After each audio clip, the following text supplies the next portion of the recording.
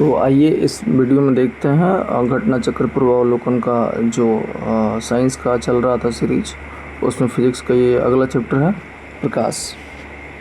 तो चलिए हम लोग इसके प्रश्न उत्तर और इसके जो एक्सप्लेनेशन दिए हुए हैं यानी व्याख्या दिए हुए हैं उनकी ओर चलते हैं।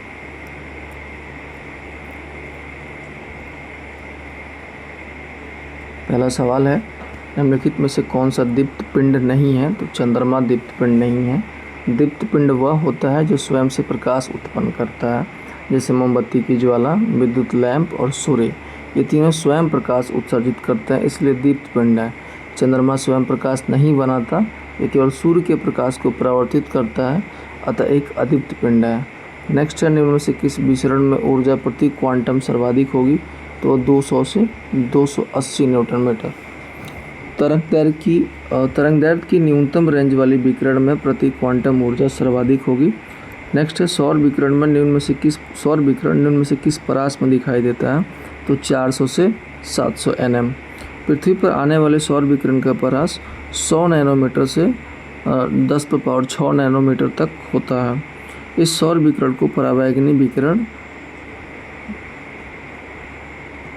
जिसका परास 100 नैनोमीटर से 400 नैनोमीटर तक, दृश्य प्रकाश जिसका परास होता है 400 नैनोमीटर से 700 नैनोमीटर तक, तथा औरक विकिरण जिसका परास होता है 700 नैनोमीटर से 10⁻6 नैनोमीटर में विभाजित किया जा सकता है।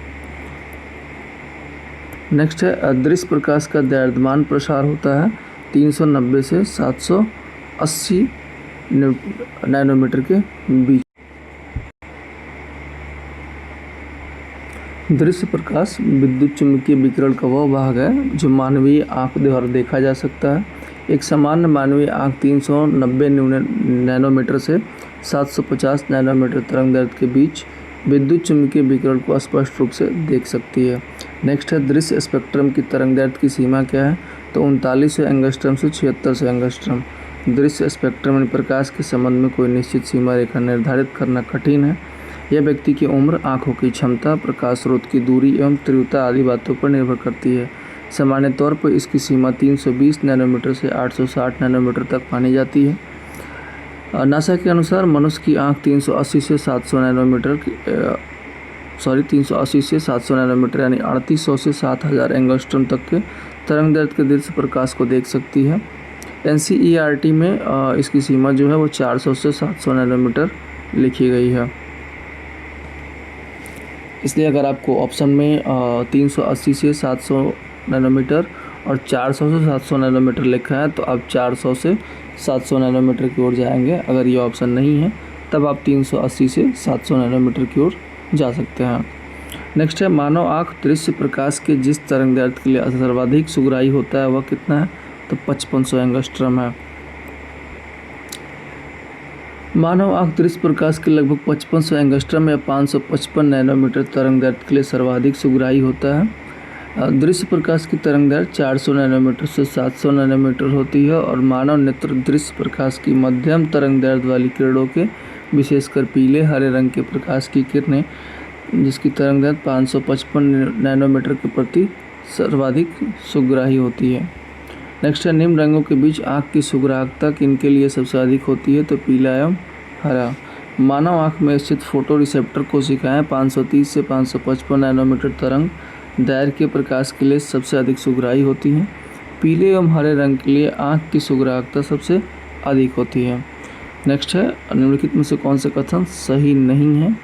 तो ऑप्शन बी सही नहीं है, क्योंकि जो कि मनुष्य की आँख लाल रंग के लिए सबसे अधिक सुग्राही होती है, ये सही नहीं है। ऑप्शन के हिसाब से ऑप्शन सही है लेकिन ये कथन सही नहीं है।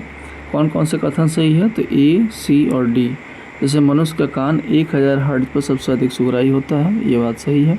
सुनने की दृढ़ता 1/10 सेकंड होती है, ये भी सही है। और दृष्टि की दृढ़ता 1/16 सेकंड होती है, ये भी सही है।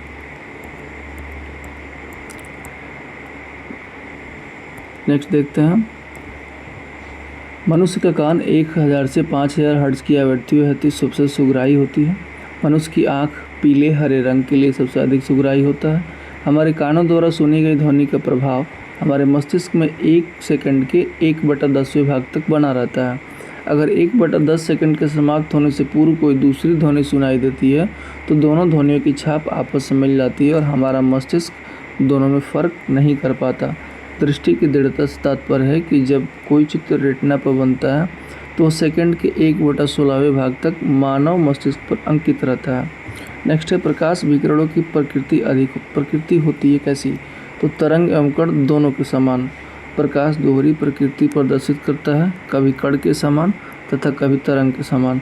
प्रकाश के कुछ गुणों जैसे व्यतिकरण, विवर्तन, ध्रुवण आदि की व्याख्या प्रकाश की प्रकृति को तरंग मानकर की जाती है, जबकि कुछ अन्य गुणों जैसे प्रकाश विद्युत प्रभाव, कॉम्पटन प्रभाव आदि की व्याख्या यह मानकर की जाती है कि प्रकाश ऊर्जा के छोटे छोटे पैकेटों से मिलकर बनी है। नेक्स्ट देखते हैं, प्रकाश सीधी रेखा में चलना प्रतीत होता है क्योंकि प्रकाश का तरंगदैर्घ्य बहुत छोटा होता है।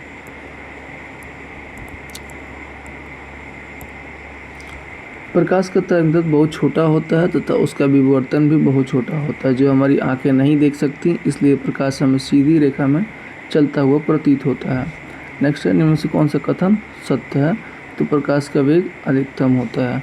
प्रकाश की गति निर्वात में यानी शून्य अवकाश में 3×10⁸ मीटर पर सेकंड होती है, जबकि ध्वनि की गति वायु में 332 मीटर पर सेकंड होती है। प्रकाश की गति पानी में 2.25×10⁸ मीटर पर सेकंड होती है और प्रकाश का वेग कांच में 2×10⁸ मीटर पर सेकंड होती है। प्रकाश की गति सदैव ध्वनि की गति से अधिक होती है। आकाशीय पिंडों एवं रॉकेटों का वेग प्रकाश की गति से काफ़ी कम होता है। प्रकाश का वेग नेक्स्ट है, प्रकाश का वेग अनुमानतः है 3×10⁸ मीटर पर सेकंड। नेक्स्ट है, प्रकाश की गति है 3×10⁸ मीटर पर सेकंड। नेक्स्ट है, हवा में प्रकाश की चाल निर्भर करती है। तो प्रकाश एक प्रकार की विद्युत चुम्बकीय ऊर्जा है। किसी माध्यम में प्रकाश का वेग उस माध्यम के प्रकाशिक घनत्व पर निर्भर करता है जो कि उस माध्यम के भौतिक घनत्व से भिन्न होता है। किसी माध्यम का प्रकाशिक घनत्व जितना अधिक होगा उसमें प्रकाश का वेग उतना ही कम होगा। किसी माध्यम का अपवर्तनांक उसके प्रकाशिक घनत्व का संकेतक होता है और वायु का प्रकाशिक घनत्व उसके ताप, दाब और आर्द्रता पर निर्भर करता है। अतः वायु में प्रकाश का वेग उसके प्रकाशिक घनत्व, तापमान एवं दाब पर निर्भर करता है। नेक्स्ट देखते हैं, इसमें दो कथन दिया है। पहला है हवा में प्रकाश पानी की तुलना में तेजी से चलता है और दूसरा है हवा का अपवर्तनांक पानी से अधिक है। इसमें पूछ रहा है कौन सही है, तो इसमें सिर्फ कथन एक सही है। हवा में प्रकाश पानी की तुलना में तीव्र गति से प्रसारित होता है, यह कथन सही है। हवा पानी की तुलना में विरल माध्यम है, अतः प्रकाश सघन माध्यम की तुलना में विरल माध्यम में तीव्र गति से चलता है।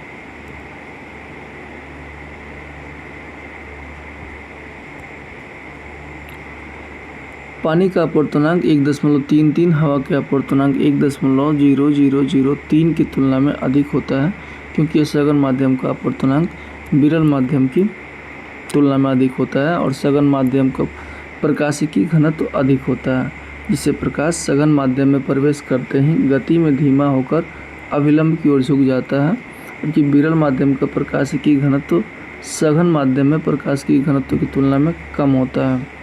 नेक्स्ट है, प्रकाश का वेग अधिकतम होता है निर्वात में। नेक्स्ट है, प्रकाश की गति अधिकतम होती है तो निर्वात में होती है। प्रकाश की गति किसके बीच जाते हुए न्यूनतम होगी, तो कांच के बीच। जिस वस्तु या पदार्थ का अपवर्तनांक ज़्यादा होता है उसमें प्रकाश की गति न्यूनतम होती है। कांच, निर्वात, जल तथा वायु में से कांच का अपवर्तनांक सबसे ज़्यादा होता है, इसलिए प्रकाश की गति कांच में न्यूनतम होगी। नेक्स्ट है, सूर्य के प्रकाश को धरती की सतह पर पहुंचने में लगने वाला समय है 8.5 मिनट। सूर्य के प्रकाश को पृथ्वी की सतह पर पहुंचने में 499 सेकंड लगता है, इससे मिनट पर बदलने पर लगभग 8.3 होगा। तो ऑप्शन में 8.5 मिनट मिलेगा, कहीं आपको कहीं 8 मिनट मिलेगा, तो सबसे सटीक आंसर 8.5 मिनट ही होता है। नेक्स्ट है, सूर्य से पृथ्वी तक प्रकाश के पहुंचने में लगभग समय लगता है 8 मिनट का। नेक्स्ट है, सूर्य का प्रकाश पृथ्वी पर पहुंचता है 8 मिनट में। नेक्स्ट है, निम्नलिखित में से किसका वेग अधिकतम है, तो प्रकाश का वेग अधिकतम है। दिए गए विकल्पों में यानी इन चारों में प्रकाश का वेग अधिकतम होगा। प्रकाश एक सीधी रेखा में संचारित होता है। प्रकाश तरंगें निर्वात से गुजर सकती हैं, परंतु ध्वनि तरंगें ऐसा नहीं कर पाती। भिन्न भिन्न माध्यमों में प्रकाश की चाल भिन्न होती है, जबकि प्रकाश की चाल सबसे अधिक निर्वात में होती है। नेक्स्ट है प्रकाश तरंगों के वायु से कांच में जाने पर जो चर प्रभावित होता है वह है तरंगदैर्घ्य और वेग। जब कोई प्रकाश तरंग वायु से कांच या एक माध्यम से दूसरे माध्यम में जाती है तो प्रकाश की आवृत्ति नहीं बदलती, ये वही रहती है, लेकिन उसका तरंगदैर्घ्य और वेग बदल जाता है। नेक्स्ट है जब प्रकाश एक माध्यम से दूसरे में जाता है तो उनमें से कौन सा नहीं बदलता? तभी हमने ऊपर देखा आवृत्ति नहीं बदलती है। नेक्स्ट है जब प्रकाश एक माध्यम से दूसरे माध्यम में जाता है तो निम्न में से कौन सा अपरिवर्तित रहता है? तो इसमें भी वही होगा, आवृत्ति जो है वो नहीं बदलती है, वो अपरिवर्तित रहती है। नेक्स्ट है जब प्रकाश की किरण सघन माध्यम से विरल माध्यम में गमन करती है तो इसकी चाल बढ़ जाती है और अविलंब से दूर हट जाती है। जब प्रकाश की किरण सघन माध्यम से विरल माध्यम में गमन करती है तो इसकी चाल बढ़ जाती है और अविलंब से दूर हट जाती है। जब कोई प्रकाश की किरण विरल माध्यम से सघन माध्यम में प्रवेश करती है तो यह अविलंब की ओर झुक जाती है। नेक्स्ट है साबुन के पतले झाग में चमकदार रंगों का बनना किस परिघटना का परिणाम है? तो ये बहुलित परावर्तन और व्यतिकरण का परिणाम है। साबुन के पतले झाग में चमकदार रंगों का बनना बहुलित परावर्तन और व्यतिकरण का परिणाम है। जब किसी पारदर्शक पतली परत यानी पानी की सतह या तेल की पतली परत या साबुन के घोल के बुलबुले पर श्वेत प्रकाश आपतित किया जाता है तो परत के दोनों पृष्ठों से परावर्तित और अपवर्तित प्रकाश किरणों में व्यतिकरण होता है। इस परिघटना के परिणाम वह चमकदार रंगों की दिखाई पड़ती है। नेक्स्ट है पूर्ण आंतरिक परावर्तन होता है जब प्रकाश जाता है हीरे से कांच में। जब प्रकाश की किरण किसी सघन माध्यम से विरल माध्यम में प्रवेश करती है तो आपतन कोण के क्रांतिक कोण से अधिक हो जाने पर अपवर्तित किरण सघन माध्यम में वापस लौट आती है, जिसे पूर्ण आंतरिक परावर्तन कहते हैं। नेक्स्ट है एक कटा हुआ हीरा जगमगाहट के साथ चमकता है, क्योंकि ये क्यों होता है? तो पूर्ण आंतरिक परावर्तन के कारण होता है। नेक्स्ट देखते हैं हम लोग, हीरे के चमकने का प्रमुख कारण उसका पूर्ण आंतरिक परावर्तन ही है। चूँकि हीरे का अपवर्तनांक बहुत अधिक 2.42 होने के कारण इसका क्रांतिक कोण केवल 24 डिग्री होता है। अतः जब विशेष रूप से कटे गए हीरे के अंदर प्रकाश पड़ता है तो हीरे की पृष्ठों को बार बार पूर्ण आंतरिक परावर्तन होता रहता है, इसलिए ये चमकता है। एक कटा हुआ हीरा क्यों जगमगाता है? तो पूर्ण आंतरिक परावर्तन के कारण। हीरे का अपवर्तनांक बहुत अधिक होता है। इसकी कटाई या तराशी इस प्रकार होती है, कोई प्रकाश किरण इसके अंदर चली जाए तो बाहर निकलने से पहले उसका कई बार पूर्ण आंतरिक परावर्तन हो। इस प्रकार कई बार किरणों का पूर्ण आंतरिक परावर्तन होने से ही हीरे चमकते हैं। नेक्स्ट है उचित रीति से कटे हीरे की असाधारण चमक का आधारभूत कारण यह है कि उसका अति उच्च अपवर्तन सूचकांक होता है। नेक्स्ट देखते हैं हम लोग, इसमें कथन और कारण दिया है। अब पूछ रहा है सही कौन सा है, तो इसमें सिर्फ ए सही है, यानी कथन सही है। हीरा अपने ही आकार के अनुकारी कांच से अधिक झिलमिलाता है। हीरे की झिलमिलाहट अधिक अपवर्तनांक यानी 2.42 के कारण होती है, जिसके कारण क्रांतिक कोण कम हो जाता है तथा इसके विभिन्न बिंदुओं से प्रकाश का पूर्ण आंतरिक परावर्तन हो जाता है। यही कारण है कि हीरे अपने ही आकार के अनुकारी कांच से अधिक झिलमिलाता है, जबकि कांच का अपवर्तनांक 1.51 होता है। नेक्स्ट देखते हैं हम लोग, प्रकाश तंतु जिस सिद्धांत पर काम करता है वह क्या है? तो पूर्ण अभ्यंतर यानी पूर्ण आंतरिक परावर्तन है। प्रकाश तंतु कांच यानी सिलिका या प्लास्टिक से निर्मित अत्यधिक पतली बेलनाकार खोखली नलिकाएं होती हैं जो प्रकाश के पूर्ण आंतरिक परावर्तन के सिद्धांत पर कार्य करती हैं। इनमें प्रकाश ऊर्जा का किसी प्रकार का क्षय नहीं होता। नेक्स्ट है प्रकाश ऊर्जा का ऑप्टिकल फाइबर में संचरण निम्नलिखित घटना के अनुप्रयोग द्वारा किया जाता है, तो पूर्ण आंतरिक परावर्तन के अनुप्रयोग द्वारा किया जाता है। नेक्स्ट है निम्नलिखित में से किस परिघटना का उपयोग ऑप्टिकल फाइबर में किया जाता है? तो पूर्ण आंतरिक परावर्तन का। नेक्स्ट है तंतु प्रकाशिकी संचार में संकेत किस रूप में प्रवाहित होता है? तो प्रकाश तरंग में। तंतु प्रकाशिकी संचार एक प्रणाली है इसमें सूचनाओं की जानकारी एक स्थान से दूसरे स्थान तक ऑप्टिकल फाइबर के माध्यम से प्रकाश बिंदुओं के रूप में भेजी जाती हैं। नेक्स्ट है, इसमें सही का चुनाव करना है। इसमें 4 ऑप्शन दिए हैं।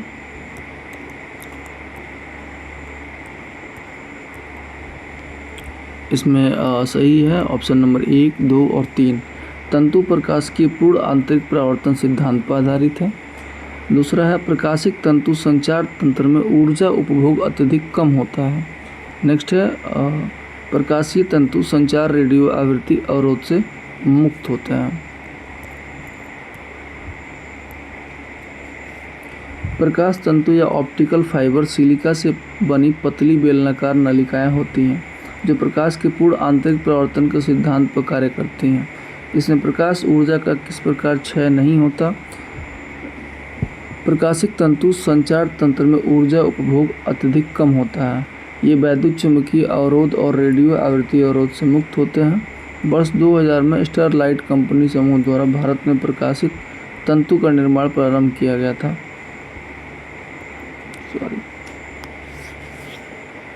नेक्स्ट है, मरीजों के पेट के अंदर का परीक्षण करने हेतु डॉक्टर द्वारा प्रयुक्त एंडोस्कोप किस सिद्धांत पर कार्य करता है। तो प्रकाश की सकल आंतरिक परावर्तन पर। एंडोस्कोप में फाइबर ऑप्टिक्स तकनीक का प्रयोग होता है। यह प्रकाश की सकल आंतरिक परावर्तन के सिद्धांत पर कार्य करता है। नेक्स्ट है, डॉक्टर द्वारा मरीजों के उदर के अंदर का परीक्षण एंडोस्कोप द्वारा इनमें से किया जाता है जो किस सिद्धांत पर काम करता है। तभी हम लोगों ने ऊपर देखा प्रकाश के सकल आंतरिक परावर्तन के सिद्धांत पे कार्य करता है। पेट या शरीर के अन्य आंतरिक अंगों का अन्वेषण के लिए प्रयुक्त होने वाला उपकरण एंडोस्कोप पूर्ण आंतरिक परावर्तन पर आधारित है क्योंकि ऑप्टिकल फाइबर माध्यम पर कार्य करता है। इसमें सूचनाएं आंतरिक परावर्तन के माध्यम से संचारित होती हैं। नेक्स्ट है, मृग मरीचिका का कारण क्या है। तो प्रकाश का पूर्ण आंतरिक परावर्तन ही मृग मरीचिका का कारण है। मृग मरीचिका एक प्रकार का वायुमंडलीय दृष्टिभ्रम है जिसमें प्रेक्षक अस्तित्वहीन जलाशय एवं दूरस्थ वस्तु के उल्टे या बड़े आकार के प्रतिबिंब तथा अन्य अनेक प्रकार के विरूपण देखता है। वस्तु व प्रेक्षक के बीच की दूरी कम होने पर प्रेक्षक का भ्रम दूर होता है और वह विरूपित प्रतिबिंब नहीं देख पाता। मरीचिका वायुमंडलीय अपवर्तन का एक अनोखा एवं आश्चर्यजनक प्रभाव है जो आमतौर पर गर्म रेगिस्तान में दिखाई पड़ती है। रेगिस्तान में दिन के समय जब भूमि के निकट वायु की परतें गर्म हो जाती हैं तब वह विरल हो जाती हैं और ऊपर की ठंडी परतों की अपेक्षा कम अपवर्तक होती हैं। अतः किसी सुदूर वस्तु से आने वाला प्रकाश ज्यों-ज्यों हवा की परतों से अपरिवर्तित होता है त्यों-त्यों वह अविलंब से अधिकाधिक विचलित होता जाता है और अंत में पूर्णतः आंतरिक रूप से परावर्तित हो जाता है। फलतः प्रेक्षक वस्तु का काल्पनिक और उल्टा प्रतिबिंब देखता है और मरीचिका बनने के प्रमुख कारण स्थलीय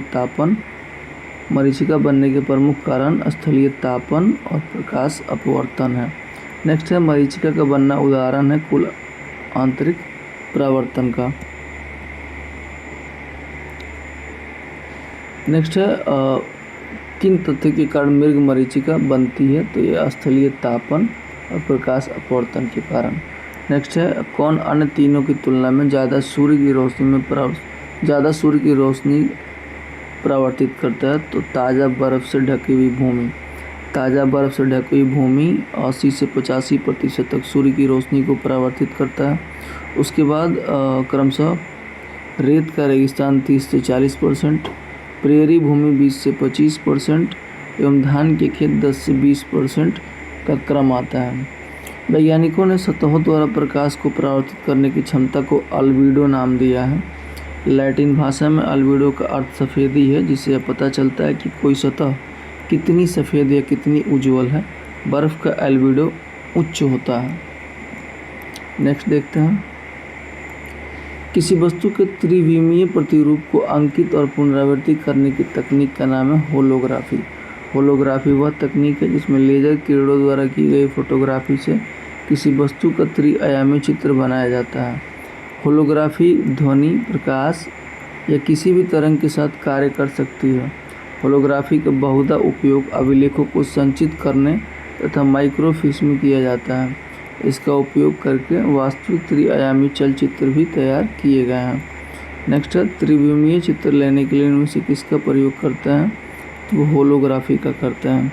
नेक्स्ट है एक इलेक्ट्रॉनिक पुंज को फास्फोरस कोटेड पर्दे पर फोकस कर प्रतिबिंबों को पर्दे पर जनित करना क्या कहलाता है, तो रोस्टर स्कैन कहलाता है। रोस्टर स्कैन का प्रयोग CRT यानी कैथोड रे ट्यूब मॉनिटरों में इसका उपयोग मॉनिटरों में होता है। इसमें इलेक्ट्रॉन गन के द्वारा इलेक्ट्रॉनिक पुंज को प्रक्षेपित किया जाता है। एक इलेक्ट्रॉनिक पुंज को फास्फोरस कोटेड पर्दे पर फोकस कर प्रतिबिंब जनित करने की प्रक्रिया को रोस्टर स्कैन या व्यापक रूप से कैथोड रे ट्यूब तकनीक के रूप में परिभाषित किया जाता है। इसमें इलेक्ट्रॉनिक गन द्वारा छोड़ी गई किरणें स्क्रीन पर पिक्सल के रूप में चित्र का निर्माण करती हैं। नेक्स्ट है रमन प्रभाव का प्रकाश की उन किरणों से संबंध है जो आर पार जाती हैं सभी पारदर्शी माध्यम के। रमन प्रभाव के अनुसार एकल तरंगदैर्घ्य प्रकाश किरणें जब किसी भी पारदर्शक माध्यम जैसे ठोस, द्रव या गैस से गुजरती हैं तब इसकी प्रकीर्णित किरणों का अध्ययन किया जाए तो उसमें मूल प्रकाश की किरणों के अतिरिक्त स्थिर अंतर पर बहुत कम तीव्रता की किरणें भी उपस्थित होती हैं। इन किरणों को रमन किरणें भी कहते हैं। रमन किरणें अणुओं द्वारा अप्रत्याशित रूप से बिखरे हुए प्रकाश को संदर्भित करती हैं जिसे रमन प्रभाव के रूप में जाना जाता है। इन किरणों की खोज सीवी रमन ने 1928 में की थी। इसमें प्रकाश की ऊर्जा अथवा रंग आणविक कंपन घूर्णन के साथ परस्पर क्रिया करने पर परिवर्तित हो जाती है, जिसमें एक अद्वितीय फिंगरप्रिंट बनता है जिसका उपयोग रमन स्पेक्ट्रोस्कोपी में पदार्थों, सामग्रियों और उनकी संरचनाओं की पहचान के लिए किया जाता है। नेक्स्ट ध्वनि के पुनरुत्पाद के लिए एक CD यानी कॉम्पैक्ट डिस्क ऑडियो प्लेयर में प्रयुक्त होता है लेजर बीम। CD प्लेयर में प्रयुक्त लेंस पराबैंगनी लेजर प्रकाश को उत्सर्जित करता है जो CD की चमकदार सतह से परावर्तित होकर ध्वनि उत्पन्न करता है। नेक्स्ट है जब एक CD ऑडियो एवं वीडियो प्रणालियों में प्रयुक्त होने वाली कॉम्पैक्ट डिस्क सूर्य के प्रकाश में देखी जाती है तो इंद्रधनुष के समान रंग दिखाई पड़ते हैं। इसकी व्याख्या की जा सकती है परावर्तन एवं विवर्तन की परिघटना के आधार पर। नेक्स्ट है ऑडियो एवं वीडियो प्रणालियों में प्रयुक्त होने वाली कॉम्पैक्ट डिस्क में सतह एवं सुरक्षात्मक लैकर कोटिंग होती है जो कि एक महीन फिल्म की भांति कार्य करती है और परावर्तन एवं विवर्तन की परिघटना के लिए जिम्मेदार होती है। यही CD को सूर्य के प्रकाश में देखने पर इंद्रधनुषी रंग दिखाई देने का कारण होता है। नेक्स्ट है इसमें सही कथन का चुनाव करना है। इसमें कौन सा सही है, तो इसमें ऑप्शन 3 और 4 सही हैं। रेडियो तरंगें द्रुतगामी दोलायमान विद्युत धाराओं से उत्पन्न होती हैं। अतिचालन वाहनों का पता लगाने के लिए पुलिस डॉपलर के परावर्तित लघु रेडियो तरंग प्रभाव का उपयोग करती है। नेक्स्ट देखते हैं।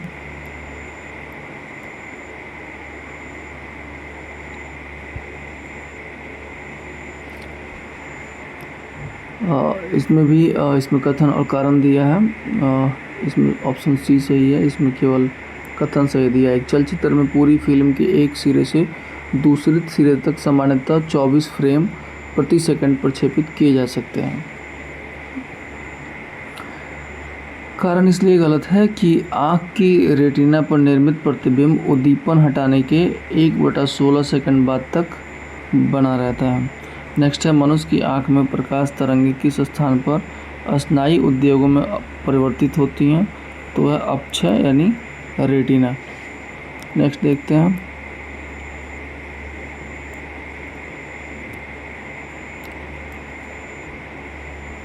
मनुष्य की आंख में प्रकाश तरंगें अक्षपटल यानी रेटिना पर स्नायु उद्योगों के रूप में ही रूपांतरित होती हैं।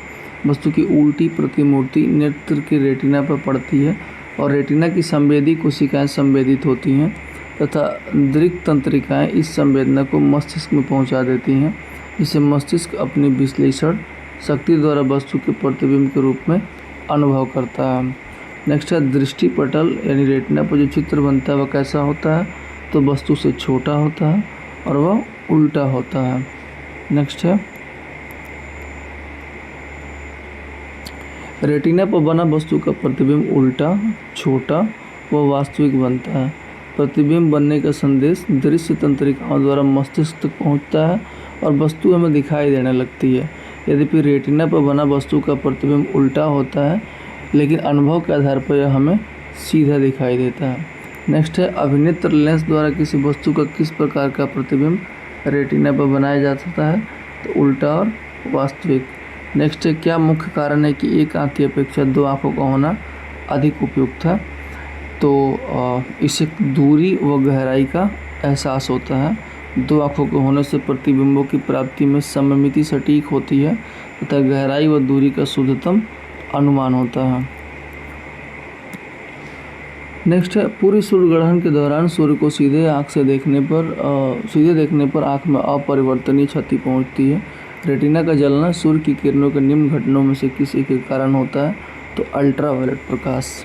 पूर्ण सूर्य ग्रहण के दौरान सूर्य का बाहरी प्रभाव मंडल चंद्रमा से पूरी तरह ढक जाता है। उस समय सूर्य को नंगी आंखों से देखा जा सकता है, परंतु आंशिक वलयाकार या पूर्ण सूर्य ग्रहण के आंशिक चरण को नंगी आंखों से देखना सुरक्षित नहीं है, क्योंकि इस दौरान सूर्य से निकलने वाले उच्च तरंगदैर्घ्य पराबैंगनी विकिरण से आँखों को अपरिवर्तनीय क्षति पहुँच सकती है। नेक्स्ट है, किसी तारे का रंग दर्शाता है उसका ताप।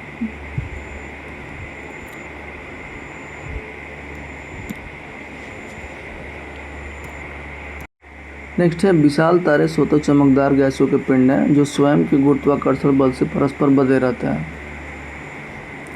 तारों का सतत स्पेक्ट्रम ही इनके रंगों का निर्धारण करता है। किसी तारे का रंग वस्तुतः उसके ताप को दर्शाता है। सर्वाधिक गर्म तारों में स्पेक्ट्रम के नीले भाग से अधिकांश ऊर्जा उत्सर्जित होती है, अतः यह नीले दिखाई देते हैं, जबकि सबसे कम गर्म तार वाले लाल दिखाई देते हैं। सबसे गर्म तारों में सबसे कम गर्म तारों का रंगों का क्रम उनके ताप के साथ इस प्रकार है: पहले नीला, फिर नीला श्वेत, फिर श्वेत, फिर श्वेत पीला, फिर पीला, फिर नारंगी एंड लास्ट में लाल। तारों का जीवन काल उनके द्रव्यमान एवं चमक पर निर्भर करता है। जो तारा जितना अधिक चमकीला होता है उसका जीवन काल उतना ही कम होता है। नेक्स्ट है, वायुमंडल में प्रकाश के विसरण का कारण क्या है? तो वह धूल कण। सूर्य का प्रकाश विभिन्न रंगों का मिश्रण होता है। जब वायुमंडल से होकर प्रकाश गुजरता है तो मार्ग में आने वाले हवा के अणुओं तथा धूल एवं अन्य पदार्थों के सूक्ष्म कणों द्वारा इसका प्रकीर्णन हो जाता है। नेक्स्ट है, वातावरण में प्रकाश का विसरण किसकी वजह से होता है? तो धूल कण की वजह से होता है।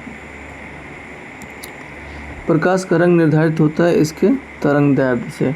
प्रकाश के रंग का निर्धारण उसके तरंगदैर्घ्य से होता है। भिन्न भिन्न रंग के प्रकाश का तरंगदैर्घ्य भिन्न भिन्न होता है और लाल रंग के प्रकाश का तरंगदैर्घ्य सबसे अधिक, बैगनी रंग के प्रकाश का तरंगदैर्घ्य सबसे कम होता है। इसमें नेक्स्ट है, इसमें बोल रहा है सही कथन चुनिए। सही कथन ऑप्शन बी है, लाल प्रकाश का तरंगदैर्घ्य बैगनी प्रकाश से ज़्यादा होता है।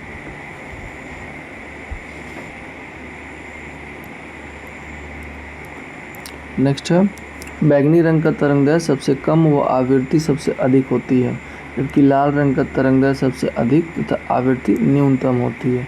नेक्स्ट, निम्न में से किस रंग का सबसे लंबा तरंगदैर्घ्य है? तो वह है लाल। लाल रंग का तरंगदैर्घ्य सबसे अधिक होता है, जिसका तरंगदैर्घ्य पर आसमान 650 नैनोमीटर से 700 नैनोमीटर होता है और बैगनी रंग का तरंगदैर्घ्य सबसे कम होता है, जिसका तरंगदैर्घ्य पर आसमान 400 नैनोमीटर से 450 नैनोमीटर होता है। नेक्स्ट, सबसे कम वेवलेंथ वाला प्रकाश कौन सा है? तो वह बैगनी। नेक्स्ट है, दृश्य वर्ण क्रम में सबसे कम तरंगदैर्घ्य वाला रंग है, तो बैगनी है। नेक्स्ट है, किस में उच्चतम ऊर्जा होती है? तो नीले प्रकाश में। किसी तरंग की ऊर्जा उसके तरंगदैर्घ्य की व्युत्क्रमणपाती होती है। दृश्य प्रकाश किरणों में बैगनी व तदुपरांत जामुनी एवं नीले रंग का तरंगदैर्घ्य न्यूनतम तथा लाल रंग का तरंगदैर्घ्य अधिकतम होता है। नेक्स्ट है, सफ़ेद प्रकाश में उपस्थित निम्नलिखित रंगों में से कौन सा रंग शीशा के प्रिज्म द्वारा सबसे कम विचलित होता है? तो वह लाल रंग। निर्वात अथवा वायु में विभिन्न रंगों के प्रकाश का वेग एक समान किंतु किसी अन्य पदार्थ में भिन्न भिन्न होता है, अतः किसी पदार्थ का अपवर्तनांक विभिन्न रंगों के प्रकाश के लिए भिन्न भिन्न होता है। नेक्स्ट देखते हैं, कांच या शीशा में बैंगनी रंग के प्रकाश का वेग सबसे कम तथा लाल रंग के प्रकाश का वेग सर्वाधिक होता है। इस कारण कांच के प्रिज्म से गुजरने पर सफ़ेद प्रकाश में उपस्थित विभिन्न रंगों में से लाल रंग सबसे कम जबकि बैंगनी रंग सबसे अधिक विचलित होता है। नेक्स्ट है, इसमें कथन और कारण दिया है। इसका ऑप्शन डी सही है, मतलब सिर्फ कारण सही है। लाल प्रकाश का तरंगदैर्घ्य हरे प्रकाश के तरंगदैर्घ्य से अधिक होता है। नेक्स्ट है, हमें वास्तविक सूर्योदय से कुछ मिनट पूर्व ही सूर्य दिखाई देने का कारण क्या है? तो प्रकाश का अपवर्तन। प्रकाश के अपवर्तन के कारण सूर्योदय के कुछ समय पहले तथा सूर्यास्त के कुछ समय बाद सूर्य क्षितिज के नीचे होने पर भी दिखाई पड़ता है। नेक्स्ट है, क्षितिज के समीप सूर्य एवं चंद्रमा के दीर्घवृत्ताकार दिखाई देने का कारण है अपवर्तन। क्षितिज के समीप सूर्य एवं चंद्रमा के दीर्घवृत्ताकार दिखाई देने का कारण प्रकाश का अपवर्तन है। नेक्स्ट है, रात के समय खुले आकाश में तारों के टिमटिमाने को किससे समझाया जा सकता है? तो प्रकाश के अपवर्तन से। तारों के प्रकाश के वायुमंडलीय अपवर्तन के कारण वे टिमटिमाते हुए प्रतीत होते हैं। पृथ्वी के वायुमंडल में प्रवेश करने पर तारों का प्रकाश सतह पर पहुंचने से पूर्व लगातार आवर्तन की प्रक्रिया से गुजरता है। चूँकि अपवर्तित किरण अभिलंब की ओर झुक जाती है, इसलिए तारे अपनी वास्तविक स्थिति से कुछ ऊंचाई पर स्थित दिखाई पड़ते हैं और तारे की आभासी स्थिति अचल नहीं होती, उसमें कुछ परिवर्तन होता रहता है। नेक्स्ट है, ट्रैफिक सिग्नल में लाल प्रकाश प्रयुक्त होता है क्योंकि इसकी तरंगदैर्घ्य की लंबाई सर्वाधिक होती है। लाल रंग का तरंगदैर्घ्य सबसे अधिक होता है जबकि बैंगनी रंग का तरंगदैर्घ्य सबसे कम होता है। चूँकि प्रकीर्णन तरंगदैर्घ्य के व्युत्क्रमणुपाती होता है तो लाल रंग का सबसे कम प्रकीर्णन होता है और यह दूर से सर्वाधिक स्पष्ट दिखाई देता है। इसका ट्रैफिक सिग्नल में लाल प्रकाश प्रयुक्त होता है। यहाँ कथन और कारण दिया है फिर से नेक्स्ट क्वेश्चन में। इसमें कथन और कारण दोनों सही हैं। खतरे का सिग्नल लाल रंग का बनाया जाता है और लाल रंग का प्रकीर्णन सबसे कम होता है। खतरे का सिग्नल लाल रंग का बनाए जाने का सर्वप्रमुख कारण लाल रंग कोहरे या धुएं से सबसे कम प्रकीर्ण होता है, अतः दूर से देखने पर भी लाल रंग का ही दिखाई पड़ता है और नीले रंग का प्रकीर्णन सबसे ज़्यादा होता है। सूर्योदय एवं सूर्यास्त के समय जब सूर्य किरणें सर्वाधिक दूरी तय करती हैं तब प्रकाश की सबसे अधिक लाल रंग हमारे पास तक पहुंचता है और शेष रंगों का मार्ग में प्रकीर्णन हो जाता है। इसी कारण हमें सूर्य लाल दिखाई देता है। आकाश का रंग नीला होने का कारण भी इसी में निहित है। सूर्य से दूर हम सूर्य का प्रकाश नहीं बल्कि प्रकीर्णित रंगों को देखते हैं। चूँकि बैंगनी और उसके बाद जामुनी और नीले रंग लघु तरंगदैर्घ्य के कारण इनका प्रकीर्णन सर्वाधिक होता है, इसलिए आकाश में नीला दिखाई पड़ता है। प्रकीर्णित प्रकाश का वर्ण प्रकीर्णन करने वाले कणों की साइज पर भी निर्भर करता है। अत्यंत सूक्ष्म कण मुख्य रूप से नीले प्रकाश को प्रकीर्णित करता है जबकि बड़े आकार के कण अधिक तरंगदैर्घ्य के प्रकाश का प्रकीर्णन करता है। यदि प्रकीर्णन करने वाले कणों का आकार बहुत बड़ा है तो प्रकीर्णित प्रकाश श्वेत भी प्रतीत हो सकता है।